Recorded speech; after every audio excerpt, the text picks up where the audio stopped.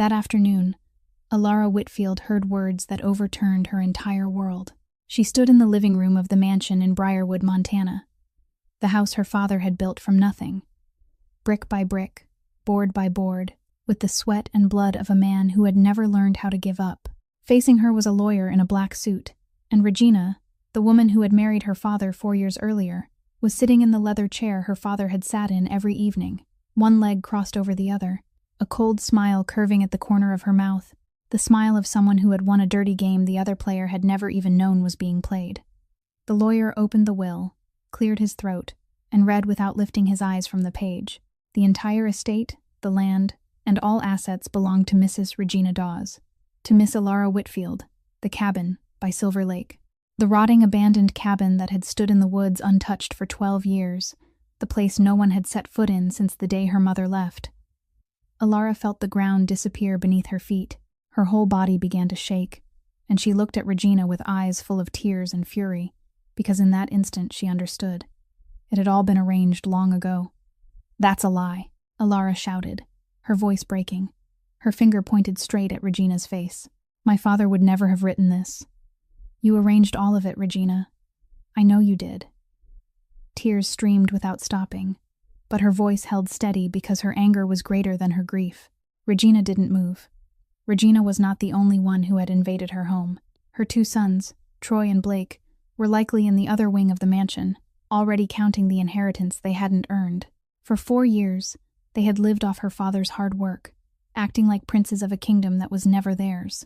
She remained in that chair as though she owned the whole world, tilted her head slightly to one side, and spoke in a voice so gentle it made the skin crawl.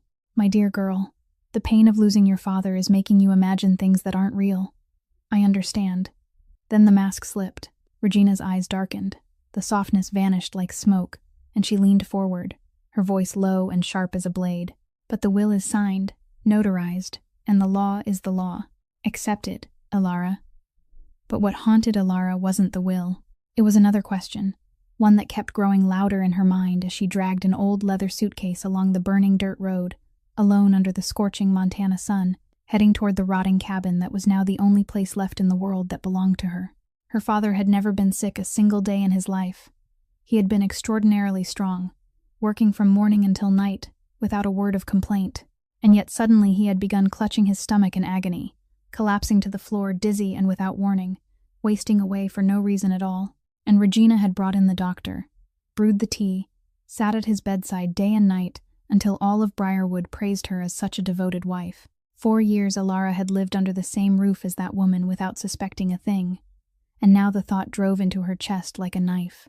What if Regina had not been caring for her father to heal him, but poisoning him instead, slowly, a little each day, a drop of something in his morning tea, something in his bowl of porridge at night, until at last his body could bear no more?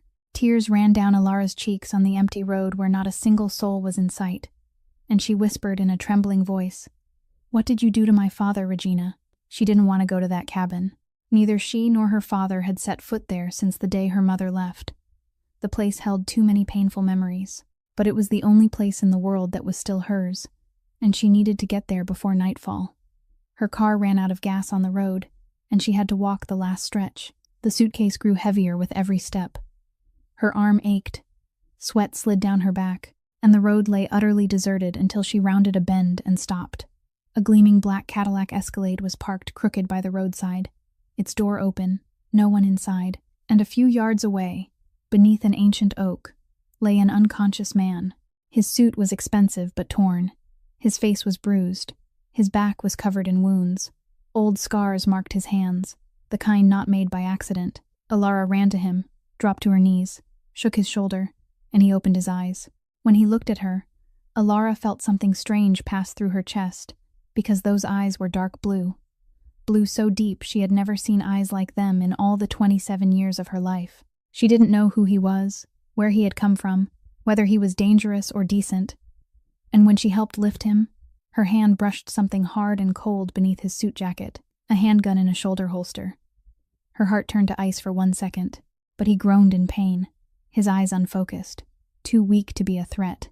And Alara, a girl who had just been betrayed by the person she had trusted most in the world, A girl who had sworn she would never trust anyone again, couldn't walk past another human being and leave him to die on the side of the road. She helped him into the vehicle and drove the Escalade with both of them through the pine forest toward Silver Lake. He held onto her shoulder the whole way. His breath was warm against her neck, and that strange warmth stayed there, refusing to leave, through all 4 hours of driving in silence. But before I tell you what happened at the cabin the next morning, you need to know who that man really was.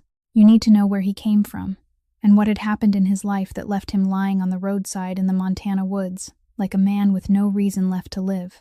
Because he wasn't a businessman, not a traveler, not the victim of a traffic accident. He was Cale Moretti, heir to the largest mafia empire in Chicago, the future boss no one wanted to see in that seat, least of all the man himself. Today's story is the kind that wrings the heart dry and doesn't let go until the final second. A young woman stripped of everything by the very person she called family. A broken mafia heir running from the darkness inside himself. And an abandoned cabin by a silver lake, where two destinies that should never have crossed collide in the night. And from that moment on, nothing is ever the same again. In the midst of grief and loss, suspicion and betrayal, violence and danger lurking close at hand, Alara and Cale will discover that real love doesn't ask permission. It takes root in the most unexpected place, among wounds still bleeding and hearts that believed their doors had been shut forever. Stay with me until the end of the story. Feel every glance that says more than 1,000 words, every meal of grilled fish by the fire, every kiss beneath the waterfall, and every tear that falls in the night while two people at opposite ends of America remember each other. If this story stirs something in you, press like so, I'll know. Share it with someone who needs a story that reaches the heart, and subscribe to the channel so you won't miss the next stories, where love always finds its way home. Cale Moretti was born into a family where every wall carried the smell of gunpowder, and every handshake concealed a blade. The Moretti family wasn't the kind people saw in Christmas photographs hanging above a fireplace. It was the largest criminal empire in Chicago. 3 generations ruling the Midwest with iron and blood, with loyalty that could be bought, and fear no one dared speak aloud. Nico, the eldest brother, was the heir the entire city respected. A man born knowing how to walk into a room and silence everyone with nothing but a look, leading the family with both authority and genuine loyalty, turning the empire from pure violence into an organized machine that even the FBI handled with caution. Raphael, the youngest, was the only free spirit in the family, a photographer of rare talent, the only one brave enough to walk out through the doors of the Moretti mansion and never look back. A man engaged to a girl from outside their world. A man who had built a life of his own with lenses and light instead of bullets and shadow. And between the two of them was Cale, the son no one quite knew where to place. Cale wasn't cold enough like Nico to sit in the seat of power, not brave enough like Raphael to turn his back and walk away. He only knew how to drift through cities that didn't belong to him, drink in bars where no one knew his name, fight strangers for reasons he never cared to remember, and wake each morning with the feeling that he was the most unnecessary thing in a family where everyone had a place except him. Donna Moretti, his mother, was a woman even the most powerful bosses in Chicago addressed as ma'am when they stood before her. And she had never, not once in her life, hidden her disappointment in her middle son. "You are the shame of this family, Cale," she said to his face, in front of anyone who happened to be there, in a voice as cold as stainless steel. "Nico carries everything on his shoulders. Raphael built a career with his own 2 hands. And you? What do you do besides drink and destroy?" Cale swallowed every word the way a man swallows crushed glass, then walked out the door without answering, because in the darkest corner of his chest, he believed his mother was right. Then that night came, the night Cale would never forget even if he lived another 100 years. Nico and Isabel, his wife, 7 months pregnant, were on their way back to Chicago after a weekend trip. Their car was blocked on a deserted suburban road, 4 black SUVs hemming them in from all sides, and the gunmen of Vince, the Hammer Caruso, the sworn enemy of the Moretti family, stepped out of the darkness. They didn't say a word. They only fired. Cale got the call at 2 in the morning and drove to the scene at a speed he later couldn't remember. When he opened Nico's car door, broken glass glittered under the headlights. The leather seats were soaked in blood, and his brother was sitting there, head fallen to one side, eyes open but seeing nothing anymore. Isabel lay beside him, one hand still resting on her swollen belly, as though in her final moment she had still been protecting the child who never got the chance to be born. 3 lives, 1 night, Cale dropped to his knees beside the car and screamed, a sound that tore through the Chicago night. A scream the people who were there later said was the most painful sound they had ever heard in their lives.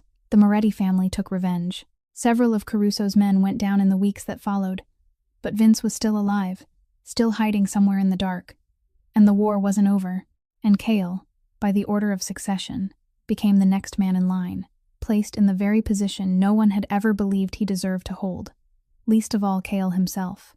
A few weeks after the funeral, Donna finally came out of her room, thinner, older, her eyes hollowed as if she had cried themselves dry. She found Cale sitting alone in the dark living room, a glass of liquor in his hand, staring into the cold fireplace. She sat down across from him, silent for a long time, and when she finally spoke, her voice carried none of its usual anger.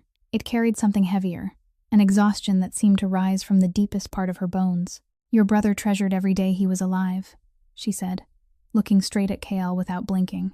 "He rose before dawn, took care of everything, loved his wife with his whole heart, and was getting ready to become a father with a happiness this whole family could feel. And life took him away, Cale. Not you." She paused, drew in a trembling breath, then added, "You don't value the life you have. You never did." Cale understood what his mother was saying without her needing to say it plainly, that if she had been given the choice, she would have traded him for Nico without taking a second to think. And the cruelest thing, the thing that destroyed him from the inside, was that he couldn't blame her, because in the deepest part of himself, he believed life had taken the wrong son. That night, Cale drove the Escalade to a bar in a remote town near the Wyoming-Montana border, a place of dim lights and hard liquor where no one asked questions. He sat in the corner and drank one glass after another, trying to drown the black hole in his chest that nothing could fill, until he heard voices from the next table, a group of 4 men talking about him, loud and clear, not bothering to hide it. Cale Moretti leading the family? Nico must be turning in his grave. All of Chicago will become a joke. Cale set down his glass, rose to his feet, walked over, and said only one sentence. "Say it again." Then before the other man could even curl his lip, Cale threw the first punch, 4 against 1. And Cale was drunk. He knocked the first man down, shoved the second to the floor, but the third smashed a bottle into his ribs from behind, and the fourth slammed him down hard. They didn't stop hitting him. Every blow Cale took hurt less than what had already been hurting inside his chest for weeks. Someone dragged him outside and threw him into the driver's seat of the Escalade, and Cale drove off into the night with blurred vision, blood running down his face, his ribs feeling as though someone were crushing them in a vice, crossing the nearby state line and into the darkness of the Montana pine woods, whose names he didn't know. He didn't know where he was going. He didn't care.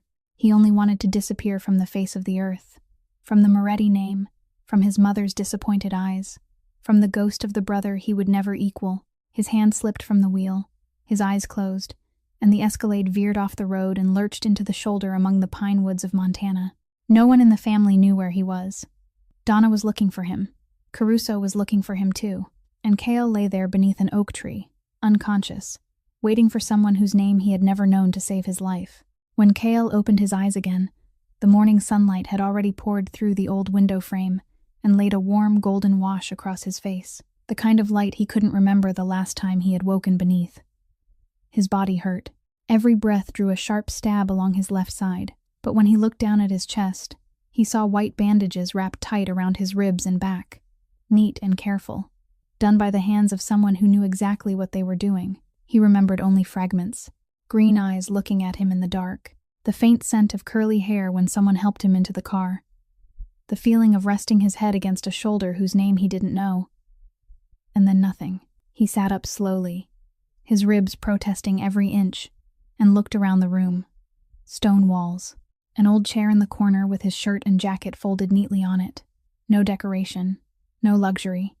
A deep kind of silence that only exists in places the world has not yet touched. Then she appeared in the doorway, backlit, brown curls falling in a loose tangle over her shoulders, a glass of water in her hand, and when she stepped inside, Cale recognized the green eyes he had seen through the haze, eyes that now in the daylight were even greener than he remembered, but also much colder. "How are you feeling?" she asked, her voice level, neither warm nor cold, only polite enough to ask, and not nearly close enough to invite him to stay. She stood at least 2 steps away from him, holding the glass out in his direction without coming any closer, as though she had already measured out a safe distance and had no intention of shortening it by even an inch. Cale took the water, drank it down in one swallow, and answered in a voice still rough from the night before. "Better." "You bandaged me?" She gave a short nod, offered no further explanation, then turned as if to leave. But Cale looked toward the window, and what he saw outside made him forget the pain in his side, forget everything for one suspended moment. The lake stretched before him, vast and open, its still surface reflecting the sky like an enormous silver mirror. The early sunlight danced across each small ripple, scattering millions of bright sparks. Beyond it ran a line of dark green mountains all the way to the horizon. The wind came through the window carrying the scent of fresh pine, clean water, and damp earth after rain. Scents he had never breathed in any of the cities he had drifted through. "Where is this place?" he asked, his eyes still fixed on the lake. "Silver Lake," she answered briefly from the doorway. "My house." Cale turned to look at her, and for the first time, the two of them truly looked at each other in the light of day, without darkness, without fever, without the urgency of the night before. "I'm Cale Moretti," he said, watching her face carefully, to see whether that name would change her expression, whether it would make her step back, whether it would set off any alarm inside her. But no. Nothing. She looked at him with her clear green eyes, and the name Moretti passed over her like wind moving over an open field, leaving no mark at all. And Cale felt a strange wave of relief rise inside his chest, because for the first time in his life, his name carried no weight at all. "I'm Alara Whitfield," she said. Then silence fell between them, not comfortable, but not frightening either. Only the empty space between two strangers fate had thrown beneath the same roof, when neither of them yet knew how to be with the other. Alara stood straight, folded her arms across her chest, and said in the voice Cale was beginning to recognize as the way she said everything. Direct, plain, not a word wasted. "You're better now. Your jacket and shirt are on the chair. Your vehicle is outside the gate. You should leave soon." She said it as though she were checking him out of a hotel. Polite but firm, and everything in the way she stood, the way she folded her arms, the way she kept her distance, said the same thing.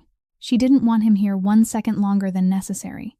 Cale knew he should get up, put on his clothes, drive away, and forget this place existed. But he did not. Instead, he rose slowly, stepped out of the room, and looked through the cabin as daylight revealed everything the darkness had hidden. The front door was gone. Wind blew straight through the house. The wooden floor was covered in dust an inch thick. Cobwebs stretched between the beams. Weeds had pushed up through the cracks in the boards. The rusted window hinges no longer closed. The shed out back had collapsed along one side. The garden in front had been swallowed by waist-high weeds. The house was dying, but it was dying beautifully, because beneath the dust and ruin, the timber walls were still strong, the roof was still sound, the wide porch still held the entire view of the lake, and something inside these walls had survived. Cale recognized it at once, because he had seen many places in the world, and he knew when a place still had a soul. He turned back to Alara and said, "I have a proposal. Let me stay 15 days. I'll fix this house for you, the door, the windows, the shed, the garden, whatever needs fixing. I'll pay for food and lodging, buy materials, everything."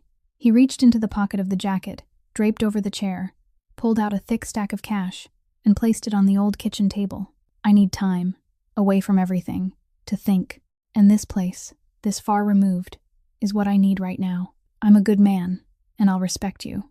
Alara looked at the stack of money, then at him, then back at the money, and inside her, a storm was turning. Everything in her was screaming that this was a mistake. She had just been betrayed by the person she had shared a roof with for 4 years. She had just sworn she would never trust anyone again, and now, a strange man with a gun hidden under his jacket was standing in her kitchen asking to stay 15 days, and she would have to be out of her mind to agree. But then she looked into his eyes, and there she saw something she recognized at once, because she saw it every morning in the mirror. Pain.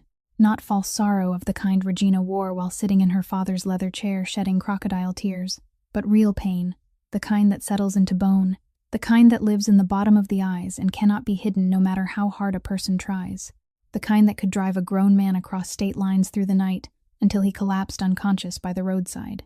And she looked around the house, The ruined house of which she was the only owner now, the front door gone, the windows unable to close, the shed half fallen, the vegetable patch overtaken, and she knew that alone, with hands that had never held a hammer, with the little money she had left in her pocket, she couldn't repair this place. She needed help, though she hated admitting it more than almost anything. Alara looked at him one more time, trying to read in those dark blue eyes any sign that would tell her whether she should trust him or not. Then she spoke slowly, each word dropping heavy as stone. 15 days. No more. You sleep in the room at the end of the hall, farthest from mine. You don't touch my things. You don't ask about what I don't want to tell. And if I tell you to leave, you leave immediately. Agree, and you stay. Don't agree, and your jacket is on that chair. Kale nodded. He didn't smile. He didn't thank her too much. He only gave one single nod, enough to let her know he accepted every condition. And inside his chest, for the first time in weeks, there was something that felt almost like relief. Not happiness, not peace, not yet. Only the feeling that he didn't have to drive anywhere anymore. At least not for the next 15 days. The days that followed passed in the rhythm of hammering nails and mop water, of sweat beneath the Montana sun, and 12 years of dust being swept out from every corner of the house. Alara took the inside.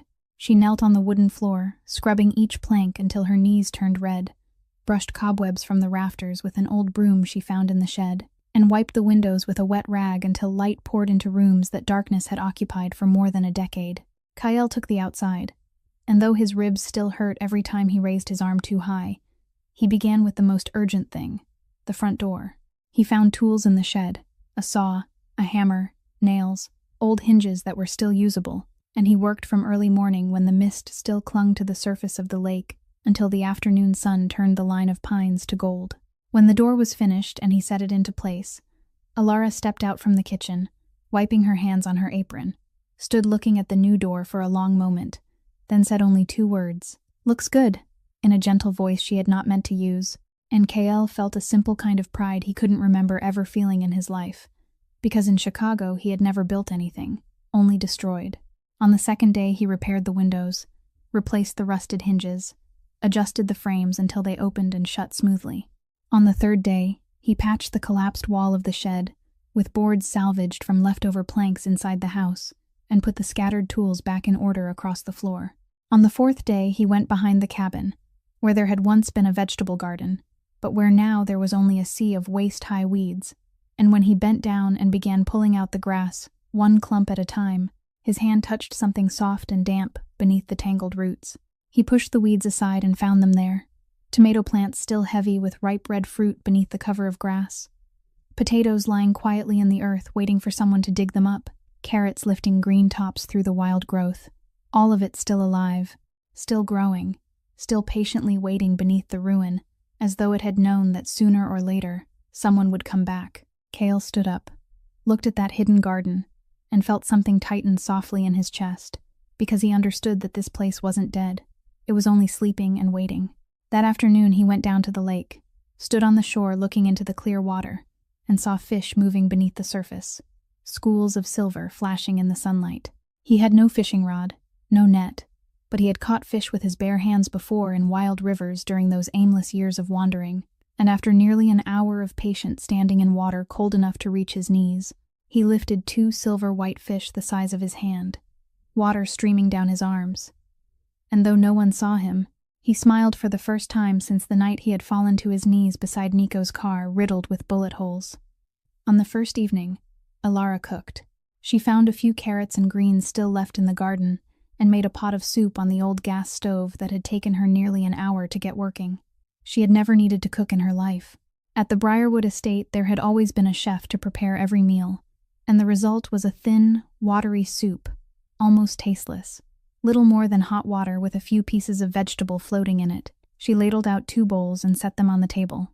Kale looked at the soup, lifted it to his mouth, took a sip, and finished the whole bowl without grimacing, without saying a single word of complaint, only nodding his thanks when the bowl was empty. Alara tasted her own, wrinkled her nose trying to hide it and failing, then let out a sigh and looked toward the window. On the second evening, Kale cooked. He used the 2 fish he had caught from the lake, cleaned them, scored the sides, then stuffed them with sprigs of herbs he had found growing wild along the shore. thyme, wild savory, and a little rosemary he had recognized by scent from a distance. He cooked the fish in an old cast-iron pan he had found in the shed until the skin turned crisp and golden, and the flesh inside fell soft apart, with potatoes from the garden cut into pieces, and roasted with rosemary and coarse salt until the outside was crisp and the inside melted tender. When he set the 2 plates on the table, the aroma filled the little kitchen, the warm, rich scent of fresh herbs mingling with roasted fish and potatoes, until the whole house seemed to come alive in a way that floor cleaner and hammering nails never could. Alara sat down, cut off a piece of fish, lifted it to her mouth, and closed her eyes. She chewed slowly, and when she swallowed, her whole body seemed to breathe out a breath she had been holding since the day she walked out through the doors of the Briarwood estate with her worn belongings, because this was the first good thing she had eaten since everything collapsed, the first bite that tasted of care instead of survival. She finished the whole plate in silence, then looked toward the window where the lake had gone black in the night and said in a small voice, touched by a trace of dreaminess she didn't control, "I wish there were a piece of cake." Then she turned back to him quickly, as though she had just said something too private, and changed the subject at once. Kael said nothing. He only remembered. 6 days passed like that, in the repeated rhythm of work and meals, of brief sentences that were just enough, and long silences neither of them tried to fill. And each day, though she didn't want to admit it, Alara watched him. She watched the way he woke before she did every morning, and had already begun working by the time she opened her eyes. The way he never complained, though his ribs still hurt. The way he kept exactly the distance she had set on the first day, without ever trying to step even a little closer. The way he washed the dishes after every meal without needing to be asked. The way he said little and did much with a natural ease that didn't feel performed. And inside Alara, in the deepest place she didn't dare look at directly, the wall she had built after the day Regina cast her out of the house, that wall made of suspicion and fear, and a vow never to trust anyone again. That wall was beginning to show tiny hairline cracks, too small for the eye to see, but large enough for the heart to feel, though she wasn't yet ready to admit it, not even to herself. That evening, after the plates of roasted fish had been cleared, and the 2 glasses of water sat on the old wooden table, Alara didn't rise to clear the dishes, as she always did. She remained seated, both hands resting on the tabletop, her eyes fixed on Kael with the look he had begun to recognize as the one she wore when she was about to say something that couldn't be brushed aside. "If you want to stay in my house, I need to know who you are," she said, her voice neither cold nor warm, only direct enough for him to understand that this wasn't an invitation to talk, but a condition. "I let you stay 6 days without asking anything. Now I'm asking. You tell me first." Kael looked at her, then lowered his gaze to his hands. Hands now marked with fresh calluses, from 6 days of holding a hammer and saw, and he began to speak. He told her about Nico, the older brother the whole family respected, the one who had carried everything on his shoulders from a very young age, and made it all look so easy that everyone forgot how heavy it was. He told her about Raphael, the youngest, the free spirit, the gifted photographer, the only one who had escaped the family's orbit and built a life out of passion instead of duty. He told her about himself, the middle son who belonged nowhere, reckless, drifting, drinking, fighting, searching all over the world for some version of himself that someone might be able to accept, and never finding it. He told her about his mother, Donna, the powerful woman whom every major business family in Chicago addressed as ma'am, and the way she looked at him with eyes that were never satisfied. A powerful business family, he said, and that was the half-truth he chose to tell. Because saying business family was much easier to swallow than saying mafia family to a woman he had known only 6 days, and Kael told himself it wasn't a lie, only not the whole truth yet, though deep down he knew the line between those two things was thinner than he wanted to admit. Then he told her about that night, and his voice slowed, grew heavier, as though every word had to be pulled up from the bottom of a well. His brother and sister-in-law, who was pregnant, were killed by the family's rivals on their way home, on an ordinary night no one had imagined would be their last. 3 lives gone in a matter of minutes, and the emptiness they left behind was something nothing on earth could fill. When he reached the part about arriving at the scene and seeing his brother sitting in the car with his eyes open and seeing nothing anymore, his voice broke, his eyes filled, and he stopped for a long while, staring out the window where the lake lay black beneath the night sky. Alara sat in silence and listened from beginning to end, without interrupting, without asking more, without judging, only sitting there with her hands still on the table, and her green eyes on him with a kind of attention Cale wasn't used to receiving from anyone, attention without demand. When he stopped, silence fell between them, heavy with the lingering scent of roasted fish in the air and the sound of crickets out on the porch. And then Alara spoke. "My turn." And she began to tell her story, in a calm voice at first, though it grew thinner with every sentence, about her mother, Catherine, the woman who had loved this cabin more than any place on earth, who had planted the rose garden at the Briarwood estate with her own hands, and died when Alara was still too young to remember her face clearly, but old enough to remember her scent forever. She told him about her father, Walter, a man who had built everything from nothing, who had worked under sun and rain without ever complaining, who had loved his daughter more than anything in the world, and she knew that as surely as she knew the sun rose every morning. She told him about Regina, the woman who had entered her father's life 4 years earlier with a gentle smile and a cup of tea every morning, about the nameless illness that had slowly destroyed her father in a way no one could explain, about the will that couldn't possibly have been real, about the afternoon she was thrown out of the house her father had built with sweat and blood, carrying nothing but an old leather suitcase and a photograph of her mother. "And now I'm here," she said, her voice still steady though her eyes were bright with tears, "with no money, a ruined house, and that woman is sleeping in my father's bed." Then silence fell again, but this time it was different. It was no longer the empty space between two strangers. It was the space between two people carrying the same kind of wound, seeing the other person's wound for the first time. Cale looked at her and saw in those green eyes the same thing he saw every day in the mirror: loss, anger with nowhere to go, and the feeling of being abandoned by the very people who should have been the ones to protect you. "I lost my brother too," he said softly. "I understand."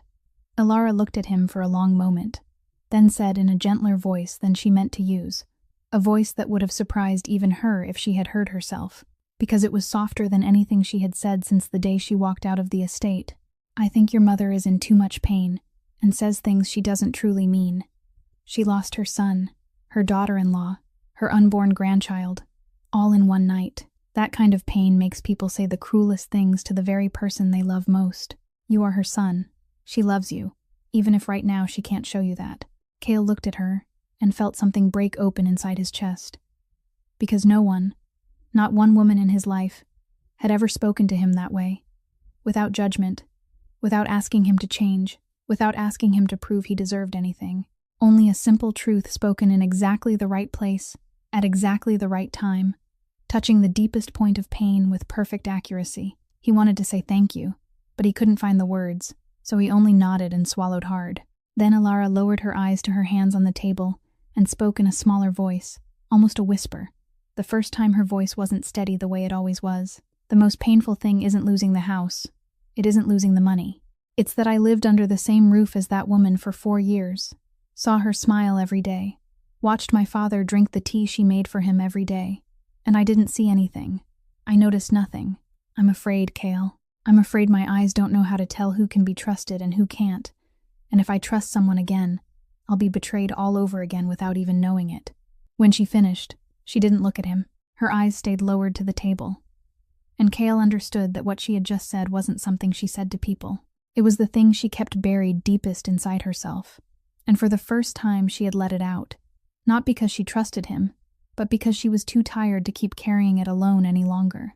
He didn't say, "I won't betray you," because he knew promises like that were cheap and meaningless, coming from the mouth of a stranger. So he only said, "I'm sorry about your father too," in a voice that was real and added nothing more, because sometimes saying little is the only way not to damage the moment when someone has just let you see the most fragile part of them. That night they cleared the table in silence, each washing half the dishes, and when Alara said, "Good night," before turning toward her room, her voice was a little warmer than it had been on the nights before. Only a little, but Cale heard it, and he knew the wall she had built now held a crack, small, almost invisible, but there. The next morning, Alara drove Cale's Escalade into the town of Briarwood, because her own car had died on the road the day she was thrown out of the estate, and she had no money to repair it. She needed to buy a few essentials: salt, soap, a few tools the shed didn't have, but the real reason she went into town that day was because she needed to see one person, the only person in the world she trusted besides her father. Bet Calloway lived in a modest house on the edge of Briarwood. Although she chose a simple life, she was a woman of significant, independent means, having quietly managed her family's successful timber business for decades away from the prying eyes of people like Regina. She was 58, with silver hair pinned high and broad hands that had held Alara since she was a little girl, through the day her mother died and long after, fulfilling the promise she made to Catherine. When Alara stood at the door, Bet opened it and froze for 1 second at the sight of her, then pulled her into her arms and held her so tightly, Alara heard the woman's bones creak, and Bet began to cry before Alara had even managed to say a word. She drew her inside, made her sit down, brewed tea, and said, "Tell me everything, honey." Alara almost didn't tell her. Her first instinct was to swallow it all back down the way she had been doing for days, because she had told herself that she didn't need anyone, that she would handle this herself, that she would not let anyone see her weak. But Bet looked at her with eyes Alara recognized at once. Eyes like her mother's, not in color but in the way they looked, straight through every shell Alara had built around herself, and she said gently but firmly, "You don't have to be strong all by yourself, Alara. Accepting help is not weakness." And the wall inside Alara, the wall she had built out of fear and suspicion, split with one more crack, and she began to tell it.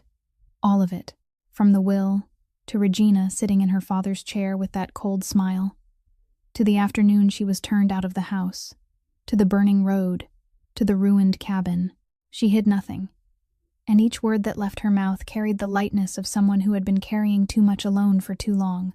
Bet listened from beginning to end, her hand gripping Alara's tightly, her face flushed with anger, and when Alara finished, the older woman shook her head and said in a voice trembling with outrage, "Your father would never have done such a thing. I knew Walter all his life. He loved you more than anything in this world." Then she went on, "My son, Paxton Calloway, is a lawyer, good one too, straightforward, not afraid of anybody. He'll be in Briarwood in about 8 days. I'll ask him to help you. He'll know exactly what to do with that will." Alara opened her mouth to say that she had no money to hire a lawyer, but Bet lifted a hand and stopped her before she could get out even the first word. "I'll take care of the money. You can pay me back when you get everything back. I promised your mother I would protect you if the day ever came, and this is the day I keep that promise." Alara held Bet's hand, and tears ran down her face without her trying to stop them, because for the first time since her father died, she felt that she wasn't entirely alone in the world. Before Alara left, Bet insisted on sending her off with several chickens too. "So you'll have eggs every morning, girl. Nobody can fight on an empty stomach." Alara drove back with her heart lighter than it had been on the way there, the Montana afternoon scattering gold across the dirt road, and inside her chest, for the first time since the afternoon she was cast out of the estate, there was something that felt like hope, small but real. By the time she reached the cabin, dusk had already settled in, the sunset staining the lake orange and red, and when she stepped into the kitchen, she stopped in the doorway. On the old wooden table, beneath the flickering light of a single small candle standing upright in the center, sat a large round loaf of bread, golden brown, cracked just enough across the top, and the little flame trembled and cast a warm ring of light across the table like a birthday cake. Cale was leaning against the wall beside it, his arms folded across his chest, and on his mouth was a smile she had never seen before. Not the sad smile she had grown used to over the past few days, but a real one, warm, the smile of a man happy for something very simple. "It's your birthday today, isn't it?" he asked. Alara stood rooted in the doorway, her eyes wide, and said, "How did you know?" Cale tilted his head slightly toward the wall where she had hung the photograph of herself with her mother on the first day she arrived. The only picture she had brought with her in the old leather suitcase, and on the frame her birth date was written in handwriting faded with time. "I saw the date on the frame," he said simply. Alara looked at the loaf of bread, looked at the candle, then looked at him, and something rose inside her chest so fiercely she had to swallow hard to keep the tears from falling. She had forgotten her own birthday. Between her father's death, being thrown out, the ruined house, the days of scrubbing floors and pulling weeds, she had forgotten that today she was 27 years old. Regina had lived under the same roof with her for 4 years, eaten at the same table every evening, and had never once remembered her birthday. And this man, this stranger she had known less than 2 weeks, the man she had found unconscious by the roadside, had remembered the day she was born when she herself had forgotten it. There wasn't any cake, So I made bread, Cale said with a slight shrug. I know it isn't the same, but it was the best I could do. And Alara smiled. Not the polite smile she had used when speaking to Cale over the previous days. Not the strained smile she wore whenever she felt she had to pretend she was fine, but a real smile, from the bottom of her heart, the kind that crinkled the corners of her eyes and lit up her whole face, the first true smile since the day she had walked out through the estate doors with her leather suitcase. Thank you, Cale, she said, and her voice was softer than he had ever heard it. Truly, thank you. They sat down, she blew out the candle, and the two of them broke the bread and shared it in the little kitchen where the recently extinguished candle left behind the scent of beeswax, mingling with the smell of warm bread. And deep inside Alara, in the place where the wall built of suspicion and fear had stood firm for so many days, a small thought appeared for the first time, and she didn't push it away, that perhaps not everyone in this world was Regina, that perhaps there were people who remembered her birthday without being asked, that perhaps she had been wrong to slam the door shut on everyone simply because one person had betrayed her. That night, as on every evening since Cale had stayed at the cabin, Alara set out cotton, clean water, and the roll of white bandage on the kitchen table to change his dressing. It had become a ritual no one ever named.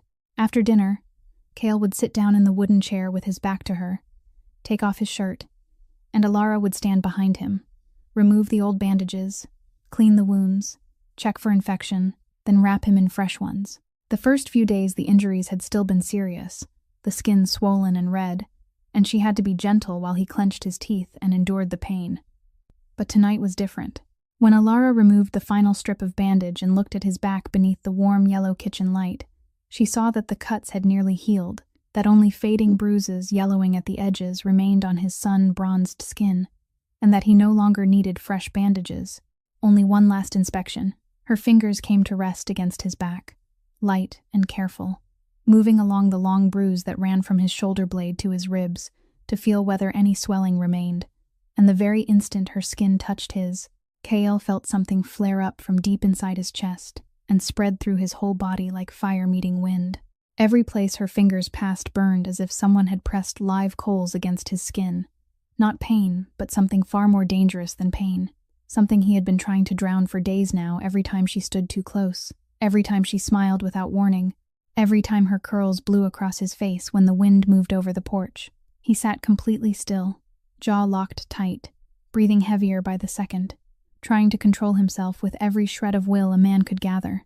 But when her fingers moved over his shoulder again, slowly, carefully, almost tenderly, though she didn't mean them to be, something inside Cale broke. He turned around abruptly, both hands closing around her wrists, not hard enough to hurt, but firm enough that she couldn't pull away, and his eyes locked onto hers from a distance the two of them had never been this close before. "Stop," he said, his voice low and rough, almost not a voice at all but a growl crushed down in his throat. "It would be better if you stop." Alara startled and took a step back, but her hands were still in his, and her heart was pounding so wildly she could hear it in her ears, in her throat, in her chest, even in the fingertips he was holding. She looked into his eyes and saw there the thing she feared most. Not danger, not anger, but desire. The kind of raw, real desire that couldn't be hidden no matter how hard someone tried, and she was afraid because she recognized that the thing looking back at her from the depths of his eyes was the very same thing burning in her own chest. Silence dropped between them, heavy, feverish, and the air in the little kitchen suddenly grew so thick it was hard to breathe, as though someone had drawn all the oxygen out of the room and left behind only heat and the echo of their heartbeats filling the empty space. Cale kept looking at her for 1 second, 2 seconds, 3 seconds, each second stretching as long as an hour, and then he let her go, slowly, one finger at a time, as though releasing her hurt more than holding on. He turned his face away, not looking at her, and said in a voice that had recovered some measure of calm, but still trembled at the edges, "I'm going to bed. I don't think I need bandages anymore." He took his shirt from the back of the chair, pulled it on without turning around, and left the kitchen, his steps quicker than usual, like a man running from something he knew would defeat him if he stayed 1 second longer. Alara stood there alone in the kitchen, the roll of white bandage still in her hand, her fingers still warm where they had touched his skin, and her heart still refused to slow even though he had already left the room several seconds ago. She knew exactly what had just happened. because she had felt it too. She had felt it from the moment her fingers touched his back, and her skin rose in gooseflesh. She had felt it when he turned around, and his eyes were close enough that she could see the intense, indigo depth of his gaze. She felt it even now after he had gone, when the warmth of his hands on her wrists had still not faded. But in her mind, another voice began to rise. The cold, clear-headed voice she had used to survive these past weeks. A stranger. A man with a gun hidden beneath his jacket. A man belonging to a world she knew nothing about. A man who had told her about his powerful business family, with eyes that always looked away whenever the details became too specific. Don't open your heart. Don't make the mistake your eyes failed to see the last time. She set the roll of bandage down on the table, turned off the kitchen light, and went into her room, closed the door, lay down on the bed, and stared up at the ceiling in the dark. At the far end of the hall, in the room farthest from hers, exactly as she had demanded on the first day, Cale was lying there too, staring at the ceiling, both hands tucked behind his head, eyes open in the dark, the places on his skin where her fingers had moved still, burning low and steady like embers that would not die. Both of them knew that something had changed between them tonight, something that couldn't be taken back, couldn't be pretended away, and neither of them knew what to do with it. The next morning, Cale went outside early. He was finishing the last section of the shed wall, and Alara could hear the steady sound of his hammer drifting in from behind the house. She stood alone in the kitchen, reaching up to the high cabinet for the jar of salt she remembered putting there the day before, and when the cabinet door swung open, her eyes fell on the thing lying in the far corner, the thing she had tried to forget all through those past days. The gun. She had hidden it there on the first night after taking it from his jacket while he was unconscious. And through all those days of repairing the house together, eating roasted fish together, sitting across from each other telling their stories, she had pushed its existence out of her mind, as though if she refused to think about it, it would cease to be real. But now it lay there, black, cold, gleaming faintly, and Alara picked it up with both hands, turned it over, and saw what she had not noticed that first night in the dark. The serial number had been filed flat, smoothed away on purpose, completely erased. This wasn't a gun an ordinary person bought in a store for protection. This was the kind of gun people erased because they didn't want anyone tracing where it came from. The kind of gun that belonged to a world Alara knew only from movies and late-night news reports. Her hands began to shake, but she didn't put the weapon down. She set it on the kitchen table instead and walked outside, straight to the Escalade parked beside the house. The vehicle was locked, but Alara used the keys she had kept since driving him to the cabin. She crossed the grass and opened the driver's side door. Hoping to find some form of medical history or a contact for his family, she opened the glove compartment. There, she found a second phone she had never seen him use, its screen full of coded messages and symbols she couldn't understand. A stack of cash so thick it filled her whole fist. And at the very bottom, a laminated identification card bearing the name Cale Moretti and a Chicago address. She picked up the card, stared at his name printed there, then went back inside, took out her old phone, whose signal at Silver Lake was so weak she had to stand on the porch to catch a connection, and with trembling fingers typed 2 words into the search bar. Moretti, Chicago. The results loaded slowly because of the poor signal, but each line struck her like a blade. The Moretti family. The largest mafia empire in Chicago. 3 generations ruling the Midwest. Arms dealing, money laundering, organized violence. Nico Moretti, the head of the family, assassinated along with his pregnant wife. Cale Moretti, his brother, the heir apparent. Alara's blood turned to ice in her veins, in the truest sense. She felt the cold begin in her fingertips and climb back up her arms, into her chest, into her throat, the cold of someone who has just realized she has made the very mistake she swore she would never make again. The man who cooked roasted fish for her every night. The man who remembered her birthday. The man who had looked at her with those dark blue eyes that sent her heart racing the night before, was a mafia boss. She walked into the kitchen, picked up the gun, and stood there in the middle of the room where the 2 of them had shared so many meals. Her face drained white, her hand wrapped tightly around the icy metal, and waited. When Cale came in through the back door, sweat across his forehead, sawdust still clinging to his hands, he saw Alara standing in the middle of the kitchen holding his gun, with the ID card and the encrypted phone laid out on the table beside her, and the smile on his face went out at once like a candle hit by wind. "What kind of business, Cale?" Alara asked, her voice trembling, though her eyes did not.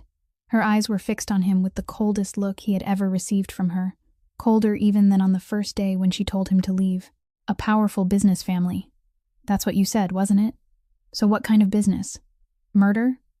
Cale stood still in the doorway. He didn't step back. He didn't come forward. He didn't lift his hands.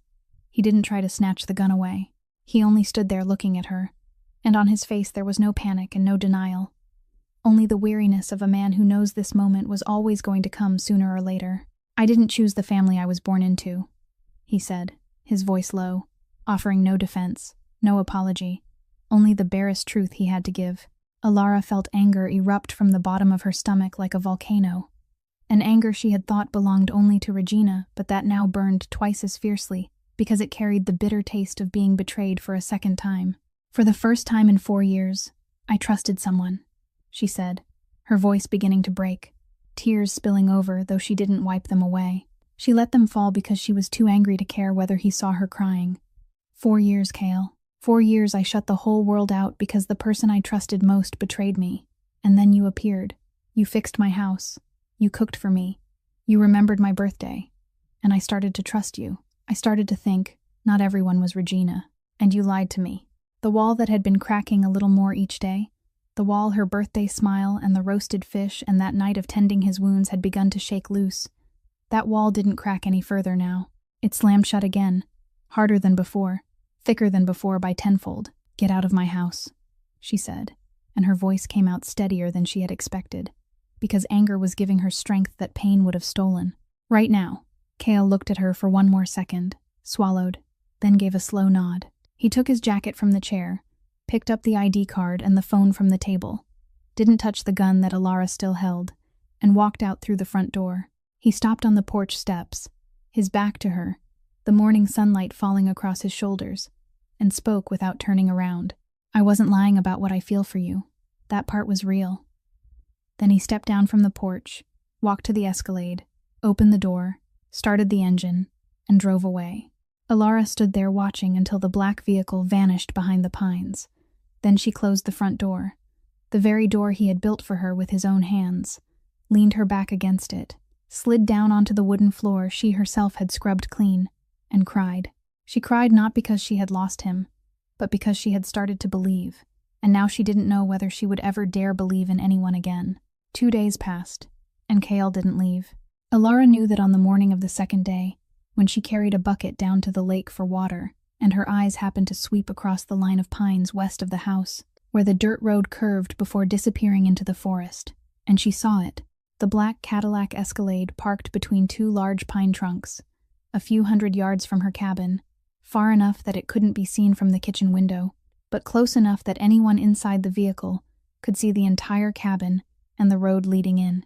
She set the bucket down and stood looking at that black vehicle for a long time, and her heart gave one painful throb she didn't want to acknowledge, because she understood at once what was happening. He had not gone. She had thrown him out, shouted in his face, pointed his own gun at him, and still he had not gone. He had parked out there, was sleeping in the vehicle, keeping watch over her in the Montana woods where there was no one else for miles around, because even though she had sent him away, he couldn't leave her alone out here without feeling certain she was safe. Alara stood there with the bucket at her feet, and the anger she had been clutching to her chest for 2 days like a life raft suddenly cracked a little. Only a little, but enough for her to feel that beneath the anger lay something else she was afraid to name. She set the bucket on the porch, and her feet started toward the black vehicle before her mind had made the decision. She crossed the grass, moved through the thin stand of pines, came closer and closer, until she stood about 10 paces from the Escalade. Through the fogged-over glass in the morning light, she saw his shadow in the driver's seat, his head tilted to one side, eyes closed, and she knew he was asleep, or trying to sleep after 2 nights curled inside the vehicle through the cold Montana dark. She raised her hand, about to step forward and knock on the window, but her hand hung suspended in the air, her fingers already curved to knock and yet not knocking, and she stood that way for several long seconds with her heart beating hard, and her reason shouting no, no. She had sent him away because he lied to her, because he was mafia, because she had sworn never to be betrayed again, and if she knocked on that window now, then everything she had built to protect herself would collapse. She lowered her hand, turned around, and walked back toward the house, each step heavier than the one before it. She needed to keep busy. She needed something for her hands to do so her mind would not keep turning back toward the black vehicle among the pines. So she opened the old wardrobe in the bedroom that she had not touched since the day she arrived.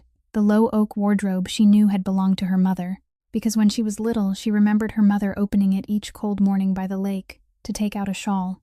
Inside were only a few things: the smell of old wood mixed with the faint scent of camphor, a few dresses faded and thinned by time, a gray wool hat, and at the very bottom, folded neatly, a cream-colored silk scarf that when Alara lifted it, something slipped out from the folds, light as a feather, and fell soundlessly onto the wooden floor.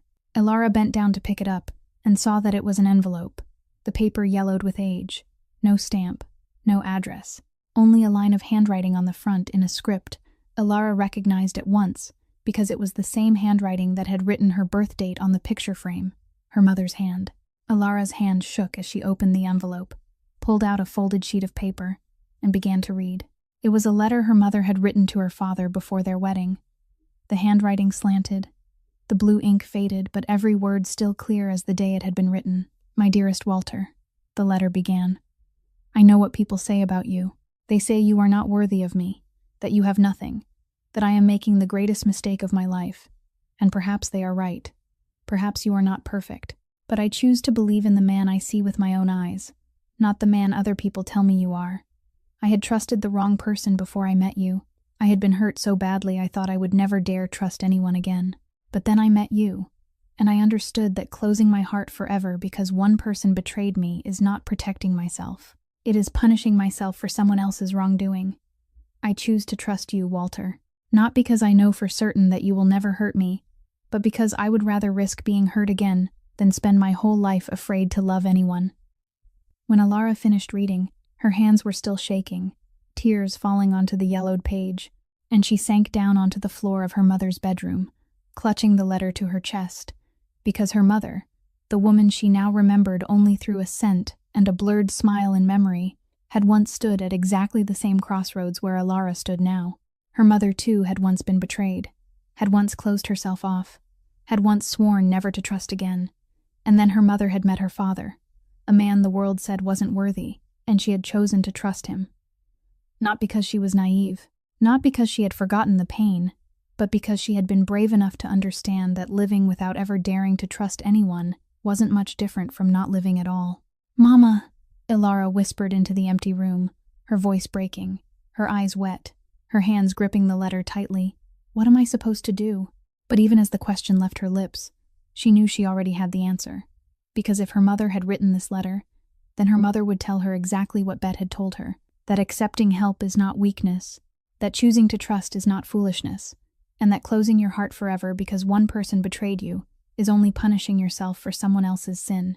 Alara folded her mother's letter, slipped it into the pocket of her jacket, and stepped out of the house, walking straight toward the line of pines where the black Escalade was parked between two large trees.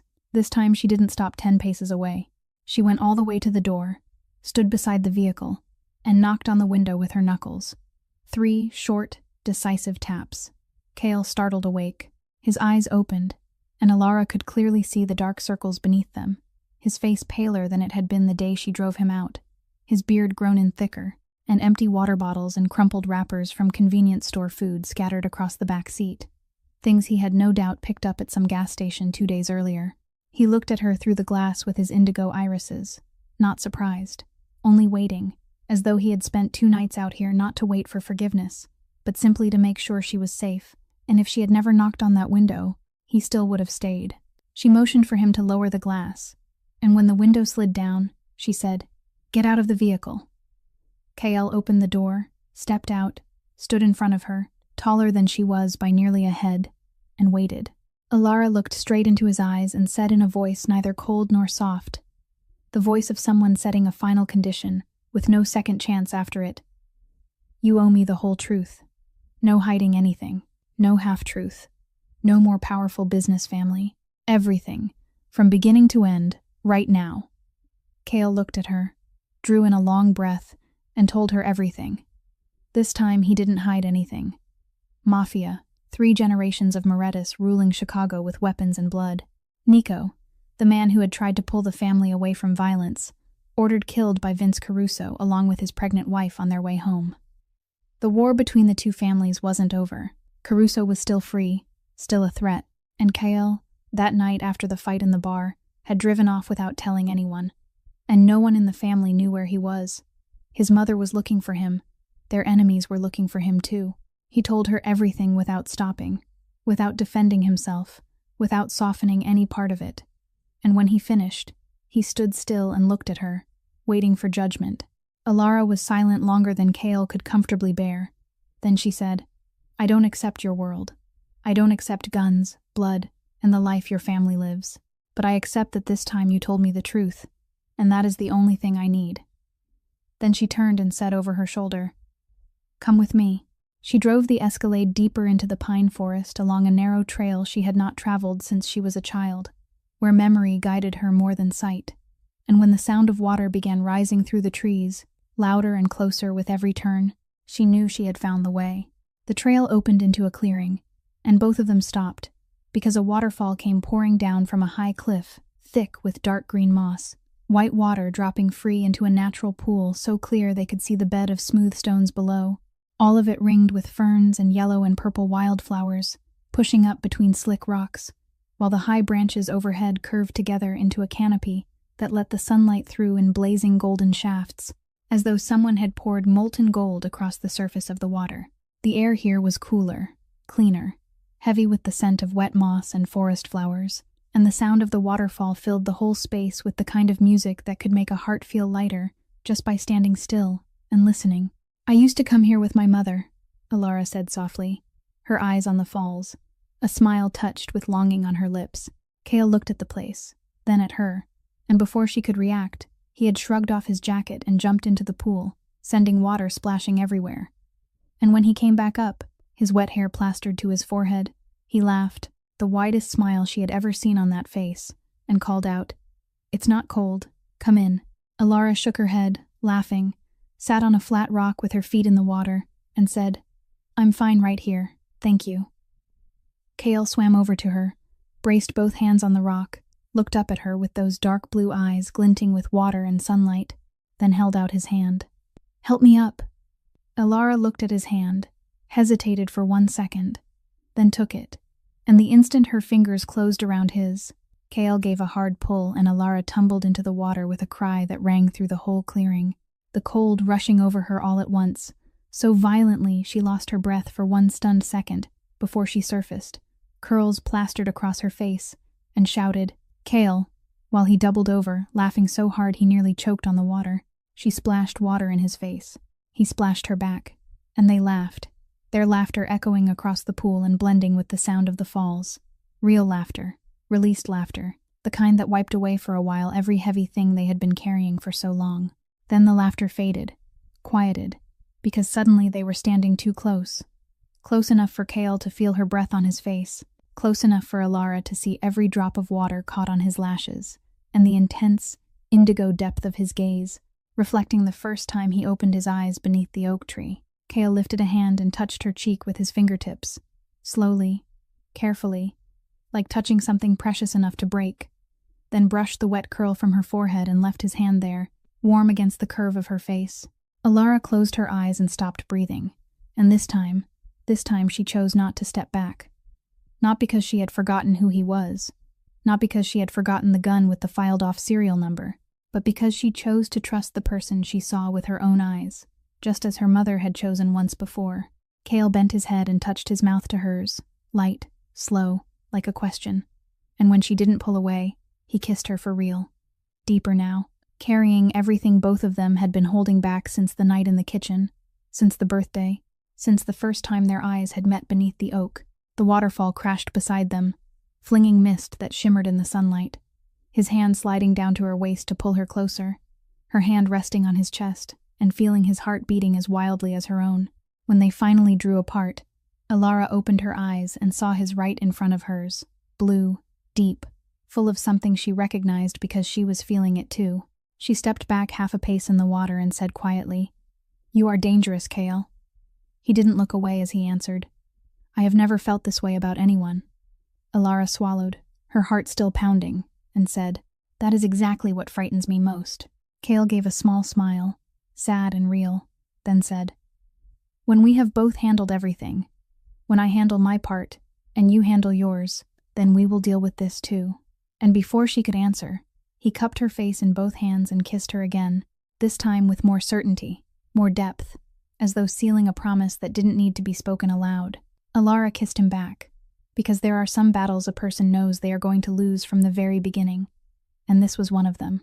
They stayed at the waterfall all that day, eating the food Kale had brought in the vehicle, talking about things they had never told anyone, laughing at small foolish things, and sitting in silence together without needing to fill the space with words. At one point, Alara rested her head on his shoulder, and he put an arm around her, and they sat that way looking at the waterfall until the sunlight changed from gold to orange, and neither of them wanted to count the time, because in those hours beside the falls, time didn't exist. When the Escalade rounded the final bend, and the cabin came into view between the pines, the afternoon sun had already slanted low, staining the lake orange and red, and Alara could still feel the taste of his mouth on hers. Their hair was still wet, their clothes were still damp from the lake, and inside her chest there was something light and trembling that she didn't dare name, though she knew exactly what it was. Kale cut the engine, and the two of them stepped out. Alara went up the porch steps first, but she stopped short on the second step, because the front door, the very door Kale had built for her the week before, was hanging wide open. The top hinge had been ripped crooked.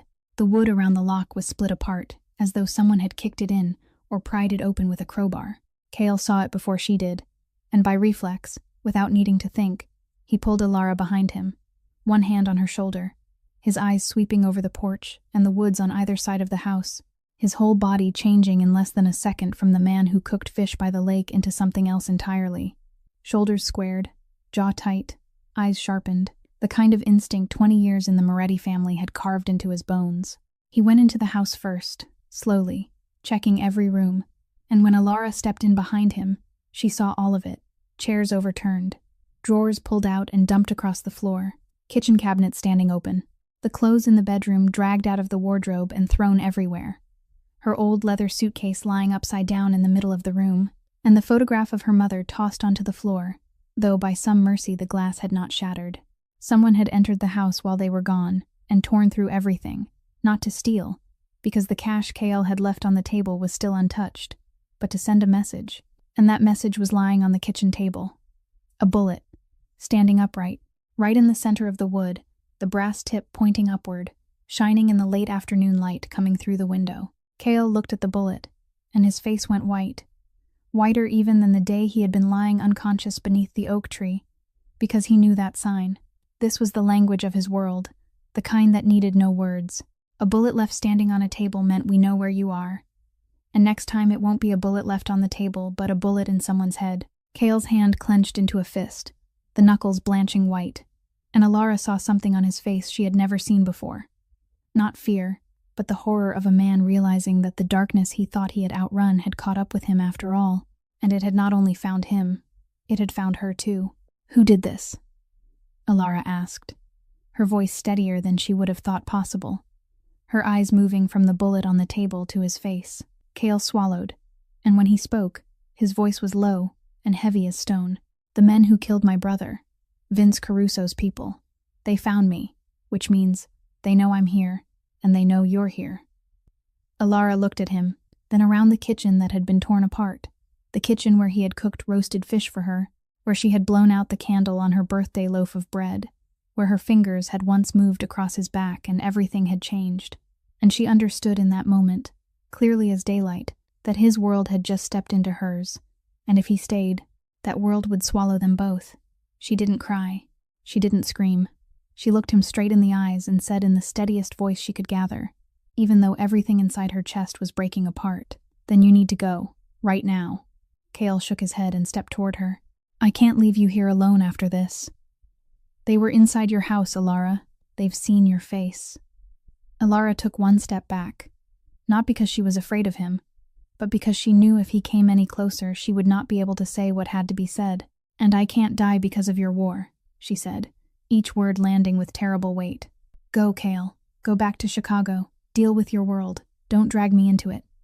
Kale stood there looking at her, and in his dark blue eyes, Alara saw the moment when he saw most clearly the thing he had always believed about himself, that all he knew how to do was destroy, that wherever he went darkness followed, that the woman he loved was in mortal danger because he had existed in her life at all. He turned away, took the encrypted phone from the vehicle, made a short call in a voice Alara had never heard before. A voice of command, cold, exact, nothing like the man who had grilled fish beside the lake, and everything like the heir to the Moretti Empire, and told whoever was on the other end to send 2 men to Montana immediately and keep the area around Silver Lake under watch at all hours until he said otherwise. Alara would be safe without ever knowing someone was protecting her. Cale ended the call, came back to stand in front of Alara, and the two of them faced each other in the wrecked kitchen, among the scattered belongings and with the bullet still standing on the table, and the distance between the afternoon at the waterfall and this moment was only a matter of hours. Yet it felt like years. Cale cupped her face in both hands, just as he had at the waterfall, but this time his hands were shaking, and he kissed her. A kiss salted with tears neither of them had even realized had started to fall. "I'll come back," he said, his forehead resting against hers, his voice rough. "When it's safe, I promise." Alara looked at him, her eyes wet but unclosed, and answered, "Then make it safe, Cale." He let her go, stepped back, looked at her for one more second like a man trying to memorize someone's face before losing it, then turned and walked out the door, down the porch steps, into the Escalade, started the engine, and drove away. Alara stood at the kitchen window watching the black vehicle move down the dirt road, smaller and smaller, until it disappeared behind the last line of pines, and before the dust it had stirred in the late sunlight even had time to settle, her heart was already hollow, because she didn't know whether he would truly come back. She didn't know what his world would do to him once he returned. She only knew that the cabin by Silver Lake had suddenly become quieter than it had ever been before, and that silence had his shape. Cale Moretti returned to Chicago on a rainy night and entered the family mansion through the front door he had walked out of weeks before. Donna stood at the top of the staircase watching her son come in, his bruised face healed now but still marked by what it had been through, and she said nothing. She only looked at him for a long time with eyes that had long since run out of tears, then gave a single nod, as though she understood that the son walking through that door tonight was no longer the son who had left. The next morning, Cale rose before dawn, put on a suit, sat down in the chair Nico had once occupied in the great meeting room of the mansion, and began doing the thing no one had believed all his life that he was capable of doing. He read through the ledgers Nico had left behind. He met with each manager. He listened to every report. He asked every question he would once not have cared enough to ask. He rose early every morning, held meetings each day, visited every business operation, spoke with each person in the family with a manner no one had expected from him, serious, patient, and willing to listen. Donna watched all of it in silence. The first week she said nothing. The second week she still said nothing. But by the third week, when she stood in the doorway of the meeting room and saw Cale sitting across from the 3 highest-ranking managers in the family, speaking in a calm, steady voice, she felt something she had believed had died with Nico stir back to life inside her chest, hope. But the greatest change Cale made wasn't in the way he managed things. It was in the decision he made about Vince Caruso. Everyone in the family was waiting for the day Cale would give the order for revenge, to kill Caruso, to end the war with blood, the way the Moretti family had ended every war for 3 generations. But Cale didn't do that. He remembered Alara. He remembered the bullet standing on the kitchen table. He remembered her eyes when she said, "I cannot die because of your war." And he understood that if he killed Caruso, someone else would rise to take Caruso's place. Then there would be revenge again, and then another bullet on someone's kitchen table, and the circle of blood would never end. Instead, Cale gathered all the evidence Nico had secretly collected before his death, evidence of Caruso's drug operations and money laundering, packaged it neatly, and handed it over to the FBI in exchange for an agreement shielding the Moretti family from prosecution for certain activities. Caruso was arrested on an ordinary Tuesday morning at his house in the suburbs of Chicago, before he even had time to put on his shoes, and the threat ended not with a bullet, but with a pair of handcuffs. Cale began steering the family away from violence, something Nico had already begun before he was killed. And for the first time in his life, Cale felt he was building instead of destroying. Every week he wrote a letter to Silver Lake by hand, on paper, because he knew the phone signal there was nearly non-existent, and in every letter he told her what he was doing, what he was changing, how much he missed her, and every letter ended with the same sentence: "I will come back when it is safe." Meanwhile, in Montana, Alara fought her own war. Regina tried to send men to intimidate Alara at the cabin, but they were always intercepted by dark, silent figures in the woods before they could even reach the gate. Although she never saw them, Alara felt a lingering presence watching over her, a silent promise kept from miles away. Paxton Calloway arrived in Briarwood exactly when promised. A 38-year-old attorney with black hair slicked back, round glasses, a severe bearing but warm eyes, and after reading through all the papers Alara and Bet had gathered, he said plainly, "This will was forged, but proving it will take time, money, and Regina won't sit quietly through it." He was right. Regina struck back the moment she received the summons. She hired the most expensive lawyer Walter's money could buy, accused Alara of slander, and turned every court appearance into a stage where she played the leading role. The first month stretched on like torture. The second month was worse, and by the third month, the hearing Alara had believed would be the turning point became a disaster. Regina stood before the judge, eyes reddened, voice trembling, speaking of her love for Walter, of the way she had cared for him in his final days, of the grief of losing her husband, and now being falsely accused by her late husband's stepdaughter out of greed, and she cried so perfectly that the whole courtroom fell silent. The judge frowned, and when Alara looked around, she saw the eyes of everyone in the room on her, as though she were the villain in this story. Paxton was pushed onto the defensive. The evidence wasn't yet strong enough. The witnesses had not been found. And when the hearing ended that day, Alara knew she had just lost a major battle. She drove back to the cabin in the dark without turning on the lights, walked into the kitchen, and sat down on the floor, in the very same place where she had sat crying the day she sent Kale away, and this time she didn't cry. She just sat there in the darkness, her back against the kitchen cabinet, her eyes fixed on nothing, and thought that perhaps she should give up, that perhaps Regina had already won, that perhaps everything she had done over the past months had been useless, and that she should simply accept that this cabin was all she would ever have for the rest of her life. She sat there in the dark for a long time, not knowing how long, until her hand reached out behind her without thinking, and opened the kitchen drawer in search of a matchbox to light a candle, and her fingers touched something else. An envelope. She pulled it out, lit the candle, and realized it was the newest letter from KL, the one that had arrived the day before, but that she had not yet opened, because she had been too busy preparing documents for the hearing. She tore open the envelope, drew out the paper, and read beneath the trembling candlelight. He wrote that he was changing everything in Chicago, that every day he woke early and worked to become someone she could be proud of, that he thought of her every morning when the sun came through the windows of the meeting room, and he remembered the sunlight falling through the kitchen window of the cabin. And at the end of the letter, the final line before his signature, he had written, "You are the strongest person I have ever met, Alara. Don't let them take one more thing from you."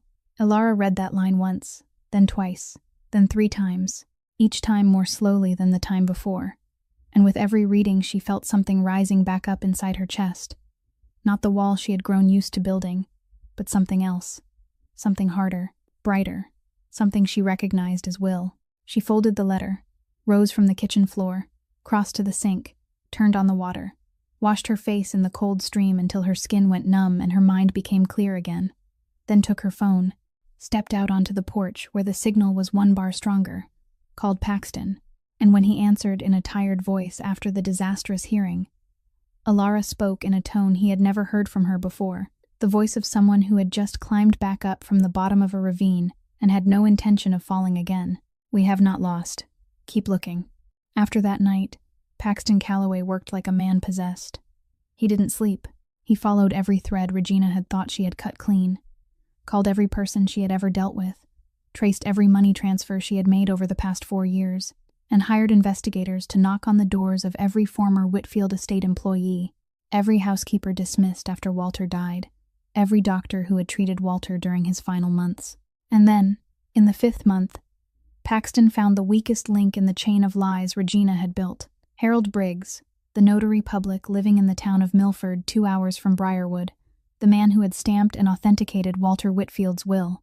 When Paxton appeared at Briggs's front door with a thick file under his arm and the look of a lawyer who had smelled blood, Briggs opened the door with the face of a man who knew this day had been coming sooner or later. Paxton didn't need to threaten him. He only had to lay out in front of Briggs what he had already found: a copy of Walter's death certificate, clearly stating the date of death, a copy of the will bearing a signature date 3 days after that death, and a preliminary handwriting analysis showing that the signature on the will didn't match Walter's signature samples from his bank records. Briggs looked at the papers spread across the table, his face turning gray, his hands shaking, and he knew that if he kept quiet, he would go to prison alone. But if he spoke, he might at least have a chance to negotiate. So he spoke. He told everything. Regina had come to him 2 weeks after Walter died, carrying a stack of cash and a will already prepared that needed notarizing. Where Walter's signature came from, Briggs didn't know. It might have been lifted from a blank sheet Walter had signed while he was alive, and later attached to the document, or it might have been forged by someone Regina hired. The only thing Briggs knew for certain was that when he placed his seal on that will, Walter Whitfield had already been in the ground for 3 days, and dead men don't sign papers. Paxton recorded the full statement, with witnesses, with Briggs's signature, with the date and time, then drove back to Briarwood with the file strapped into the passenger seat and held it with the care of a man carrying an explosive, because he knew those papers were going to change everything. When Paxton presented the evidence in court, the courtroom fell silent. The judge read Briggs's statement, compared the date on the will to the date on the death certificate, studied the handwriting report, then lifted his gaze and looked at Regina sitting across the aisle. Regina, the woman who had cried so perfectly in the previous hearing, the woman who had made the entire courtroom look at Alara as though she were the greedy one, now sat with a face white as paper, lips pressed tight, hands gripping the arms of her chair so hard her knuckles had gone white. Her lawyer stood and asked for a continuance, so the new evidence could be reviewed. But the judge looked at him and said one word: denied. Then he declared the will invalid. Alara sat at her table with both hands clenched so tightly beneath it that her fingers hurt, and when she heard the word invalid leave the judge's mouth, she felt all the air rush out of her lungs at once, as though someone had finally lifted the stone she had been carrying on her chest for the past 5 months. Paxton prepared the formal order and delivered it to Regina at the front gate of the Whitfield estate, accompanied by 2 police officers. The wording was clear. She had 2 days to vacate the property with her personal belongings and nothing more. Regina read each line on the paper, and her face changed, from paper white to dark red, from dark red into something no longer resembling the gentle woman who brewed tea every morning, but the true face she had hidden for 4 years. Eyes wide, mouth twisted, and she tore the paper in half before everyone, threw it to the ground, and screamed that no one had the right to throw her out of her own home, that she was Walter's lawful wife, that Alara was an ungrateful and heartless stepdaughter. 2 days passed and Regina didn't leave. On the 3rd day the police came back, this time not to deliver papers but to enforce them, and Regina was dragged out through the front doors of the Whitfield estate while she was still screaming and fighting, with Troy and Blake hurrying behind her carrying suitcases, their heads bowed, too ashamed to look at anyone, the faces of 2 men who had finally realized the game was over. The neighbors stood on both sides of the road watching, and for the first time, the whole town of Briarwood saw the true face of the woman they had spent 4 years calling the poor widow. After the vehicle carrying Regina and her 2 sons disappeared at the end of the drive, Paxton walked over to where Alara stood in the yard, her eyes fixed on the front door of the estate she had walked out of months ago with her old leather suitcase, and he pulled an iron key from the pocket of his suit jacket, placed it in her palm, and said, "The house is yours, Miss Whitfield. It always was." Alara closed her hand around the key, cold and heavy in her palm, then walked up the front steps, slid the key into the lock, turned it, pushed open the door, and stepped into the house her father had built with his own 2 hands. She walked through the drawing room, down the hallway, across the staircase landing, each footstep echoing on the familiar wood floor, and when she reached the middle of the room, where Regina had once sat in her father's leather chair with that cold smile on her mouth, she dropped to her knees on the floor, covered her face with both hands, and cried. She sobbed until her shoulders shook, until she could barely breathe. Cried with every tear she had held back through 5 months of fighting, and through the sound of her weeping she whispered words only her father could hear, even though he was no longer there. "I did it, Daddy. Forgive me for not protecting you, but she will pay for all of it." In the days after her victory, Alara made the decision she had been carrying inside her through all those months at the cabin by Silver Lake. She sold the estate, the house her father had built from nothing, the place where she had grown up, where her mother had planted the rose garden, but also the place where Regina had sat in her father's leather chair with that cold smile, where the scent of jasmine perfume still clung to every curtain, no matter how many times they were washed, where every wall reminded her of the 4 years she had lived under the same roof as an enemy, without ever seeing her for what she was. Her heart belonged to Silver Lake now, to the cabin her mother had loved, to the silver water glittering every morning and the scent of fresh pine every afternoon, and she knew that was where she would live for the rest of her life. And the buyer of the estate was none other than Bet. When Alara went to Bet's house and said she wanted to sell, Bet looked at her for a long moment, then said, "I always thought that house was beautiful, and if I buy it, you come visit me any time you want, all right? Like going back to your old home." Alara hugged her so tightly they nearly both lost their balance, because knowing that her childhood home would rest in the hands of the woman who had loved her mother was the best fate those walls could have. She paid Bet back every dollar she had borrowed, paid Paxton his full legal fee, and kept the rest, enough to live peacefully and make further improvements to the cabin.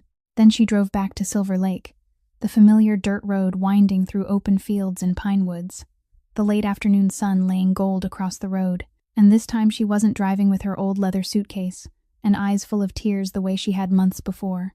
This time she was driving with a lightness in her chest and a smile at the corner of her mouth she had not meant to wear.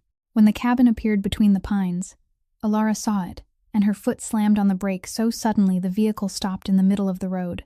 There were lights on inside the house, warm yellow light spilling through the kitchen window, the window KL had fixed the hinges on, casting a small pool of brightness across the wooden porch. Her heart began pounding so hard she could hear it in her ears, and memory crashed over her like a wave. The broken door, the house torn apart, the bullet standing on the kitchen table. "We know where you are," and fear closed around her throat for one long second. Someone had entered her house. Again. She sat in the vehicle with both hands gripping the wheel, not daring to turn off the engine, her eyes fixed on the light by the window, and she nearly turned the vehicle around. But then the wind shifted. The Montana evening wind came from the direction of the cabin, through the half-open window, and carried with it a scent she recognized at once, recognized even before her mind had time to make sense of it, because that scent had been carved into her memory since the second evening in this cabin, the evening she had closed her eyes over the first bite of fish and felt cared for the first time since losing her father. Roasted fish with herbs, the unmistakable aroma of the wild shore greens he had gathered months before. In this world there was only one person who cooked fish that way, with herbs gathered along the shore of Silver Lake, in the old cast-iron pan from the shed, with the kind of seasoning he had learned in the years he drifted through cities where no one knew his name. Alara's hands began to shake on the steering wheel, shaking so badly she had to let go, and her eyes blurred, hot and wet, tears rising too fast for her to swallow them back. She cut the engine, opened the door, and before Reason could speak a single word, her feet were already running across the grass, up the porch steps, through the front door, the very door his hands had built, through the tidy living room, to the kitchen doorway, and then she stopped. Cale was standing there by the old gas stove, turning a golden fish in the familiar cast-iron pan, his shirt sleeves rolled up, beside him a plate of rosemary potatoes and greens from the garden, exactly as it had been the first time, exactly like that evening, when she had taken a bite of roasted fish and closed her eyes because it was so good it nearly made her cry, as if he had never left, as if the months had never existed, as if the world outside this kitchen, with its bullet and courtroom and tears, had been nothing but a bad dream they had both just awakened from. Cale. His name left her and broke as soon as it touched the air, not even a call so much as a breath carrying his name. Cale turned, saw her standing in the kitchen doorway with wet eyes and trembling lips, and he let everything go. The pan, the spatula, everything. Opened his arms without a word, and Alara ran into him, crashed straight into his chest with all her strength, both arms locking around his back as if he might disappear if she let go for even a second. And she cried into his shirt with 5 months of missing him, with all the nights she had read his letters by candlelight, with the disastrous hearing when she had almost given up, with every time she had looked out the kitchen window and seen the emptiness where the black Escalade used to sit. Cale held her, one arm around her back, one hand resting in her hair. Then he cupped her face and lifted it, wiped her tears with his thumbs, and kissed her. A kiss filled with 5 months of separation, With every night in the Chicago mansion when he had stared at the ceiling and remembered the scent of her hair, with every letter he had written not knowing whether she would read it, a kiss deep and slow and salted with tears, that this time were tears of joy. "I missed you more than I can tell you," he said, his forehead resting against hers, his voice rough. "Forgive me for not coming sooner. I had to finish everything before I dared come back here. Caruso is under arrest now. The FBI took him last month. No one will threaten you again, Alara. Never again, I promise." Alara looked into his eyes, those deep blue eyes she had first seen beneath the oak tree, the eyes she had once feared because they belonged to a dangerous world, and this time she felt no fear. No walls remained, no suspicion remained. She looked at him and saw the man who had built her door, who had cooked fish for her, who had remembered her birthday, who had slept in his vehicle for 2 nights to protect her after she had sent him away, who had written to her every week for 5 months, who had chosen not to kill his enemy but turn him over to the law because she had said, "I cannot die because of your war," and he had listened, truly listened. She chose to trust him, and she had been right. And now, the part I know you have been waiting for since the beginning of the story has arrived. That night, the two of them sat in the small kitchen, eating herb-roasted fish with rosemary potatoes, exactly like the first meal Kale had cooked for her many months before, and they told each other everything. Kale told her about the mornings in Chicago, when he rose before dawn to sit in Nico's chair and learn how to become the man his family needed. About Donna looking at him for the first time without disappointment in her eyes, about the night he decided to hand the evidence to the FBI instead of killing Caruso, because Alara's voice kept sounding in his mind every time he nearly chose the old road. About Raphael marrying the woman he loved, and how that wedding had been the first time the Moretti family had truly laughed since losing Nico. Alara told him about the months of fighting, about Regina crying so perfectly in court, about the night she sat on the kitchen floor in the dark and nearly gave up until his letter pulled her back to her feet, about Paxton finding Harold Briggs, about the day Regina was dragged out of the estate while the whole town stood watching, about the moment she fell to her knees on her father's floor and cried. They talked until the fish was gone from their plates, until the candle on the table had nearly burned itself down, and then Kale stood, took her hand, and led her out to the porch. Silver Lake stretched wide before them, the full moon hanging high and pouring silver over the still water, until the entire lake glittered as though someone had scattered millions of silver coins across its surface, the dark pine forest ringing the shore, and the cool night wind carrying the scent of water and pine that Alara knew she would never grow tired of breathing. Kale leaned against the porch rail, looked out over the lake, then turned to her and spoke in a voice she had never heard from him before. Not the voice of a mafia heir giving orders through a telephone, not the voice of the man who had fought in a bar, but the voice of someone who had finally found the thing he had been searching for all his life. "I love this place. I love you. You changed me completely, Alara. Before I met you, I believed all I knew how to do was destroy, that everything I touched ended up broken. You were the first person who looked at me and saw something worth keeping."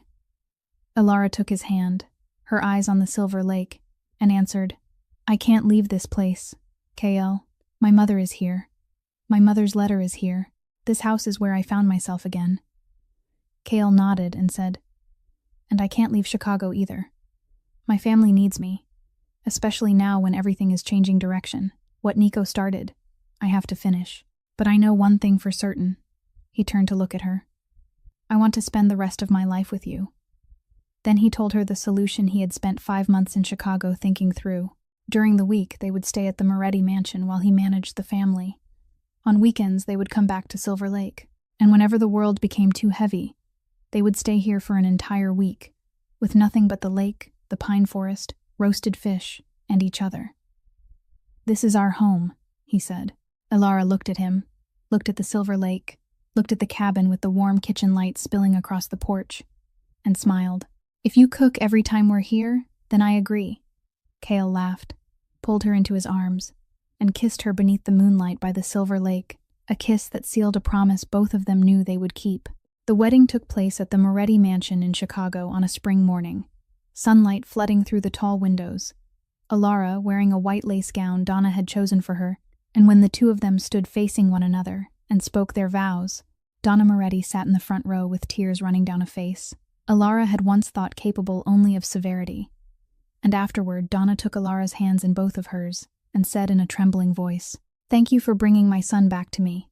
Bet flew in from Montana and cried through the entire ceremony, using up 3 handkerchiefs without the slightest embarrassment. Raphael photographed his brother's wedding, and the most beautiful picture he captured was the moment Kael looked at Alara and smiled so completely he forgot the camera was even there.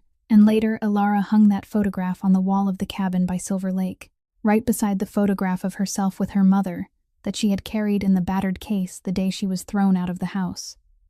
And the arrangement was kept exactly as promised.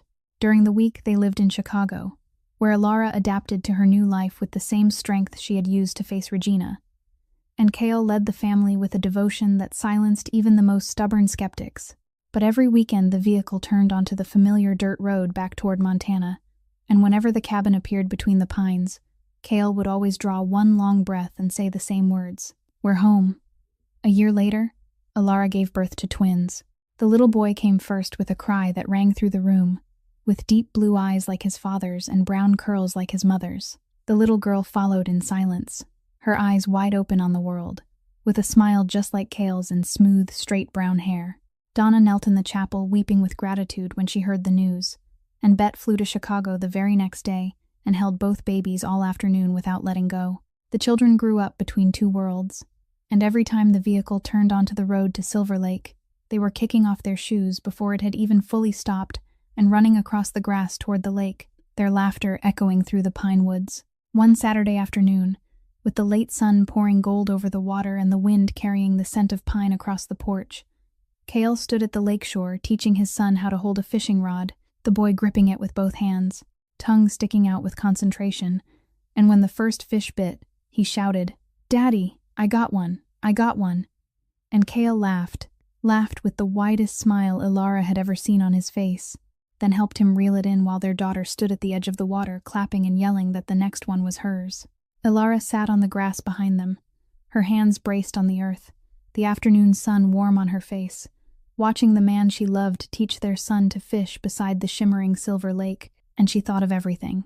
She thought of the heavy burden she once carried and the burning road, of the stranger unconscious beneath the oak tree with a gun in his jacket, of the cabin buried under 12 years of dust, of the thin, watery soup and the herb-roasted fish, of the loaf of bread with a candle stuck in it, of the night of bandages when fire ran across her skin, of the gun with its filed-off serial number and the anger that tore through her, of her mother's letter folded inside the silk scarf, of the kiss beneath the waterfall, of the bullet standing upright on the kitchen table, of the months apart when every letter had been a thread keeping the 2 of them from breaking, of the scent of roasted fish on the evening wind that made her run through the porch into his arms.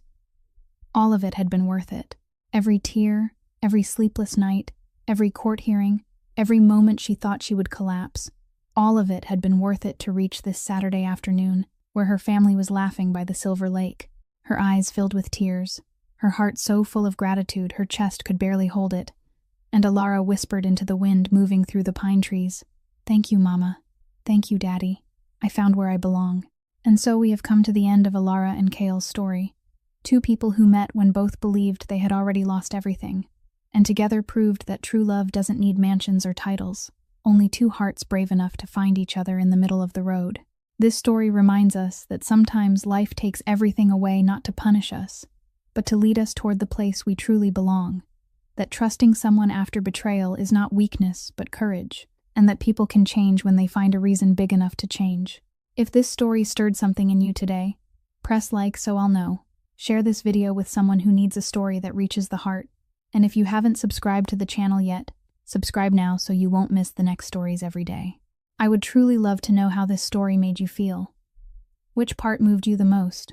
Have you ever been in a place where you had to choose between trusting someone and protecting yourself? Share it with me in the comments below. I read every comment, and I truly want to hear what lives deep in your heart. Thank you for staying with me until the very last moment.